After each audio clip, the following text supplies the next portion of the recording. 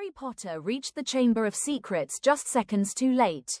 Tom Riddle's diary was destroyed, the basilisk was dead, and the chamber had finally fallen silent. Harry rushed to Ginny's side, hoping he had made it in time.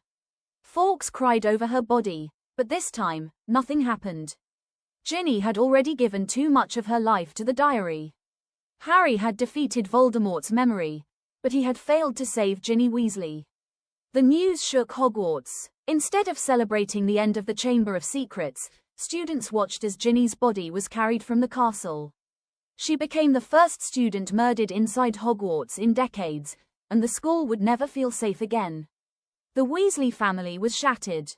Molly blamed herself for not realizing Ginny was suffering. Arthur dedicated his life to hunting cursed magical objects, determined to make sure no family would experience the same pain. Fred and George lost their sense of humor for months, but Ron changed the most. He couldn't forgive himself for leaving his little sister behind. From that day forward, he trained harder than ever, determined that he would never fail to protect someone he loved again. Harry carried an even heavier burden. He believed Ginny had died because Voldemort wanted him. If Harry Potter had never existed, she might still be alive. That guilt changed him completely. He stopped chasing happiness and became obsessed with preparing for the day Voldemort returned. Dumbledore noticed the change, but there was nothing he could say to erase Harry's regret. Lucius Malfoy's plan also backfired. A student's death forced the Ministry to investigate the diary. Although they couldn't prove Lucius was a Death Eater, they proved he had secretly planted a powerful dark artifact. His political influence collapsed, and the Malfoy family lost much of its power. Draco blamed Harry for everything, making their rivalry even more personal. Years later, when Voldemort finally returned, he faced a very different Harry Potter. Instead of the hopeful boy everyone remembered, Harry had become calm, disciplined, and willing to sacrifice everything to stop another innocent person from dying. Ron fought beside him, driven not by bravery, but by the memory of the sister he couldn't save.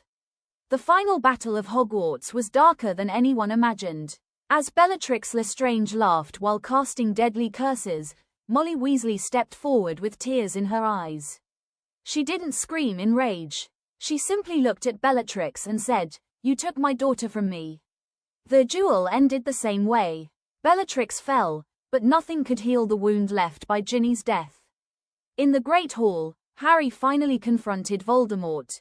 The Elder Wand refused to kill its true master, and Voldemort was destroyed by his own curse. The wizarding world celebrated the end of the war, but the victory felt incomplete.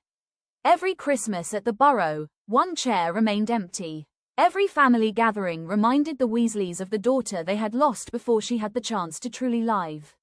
Harry had fulfilled the prophecy and saved countless lives, yet he could never forget that the greatest battle of his childhood had been lost by only a few seconds. Sometimes defeating the Dark Lord isn't enough. Sometimes the greatest scars are the ones that victory can never heal.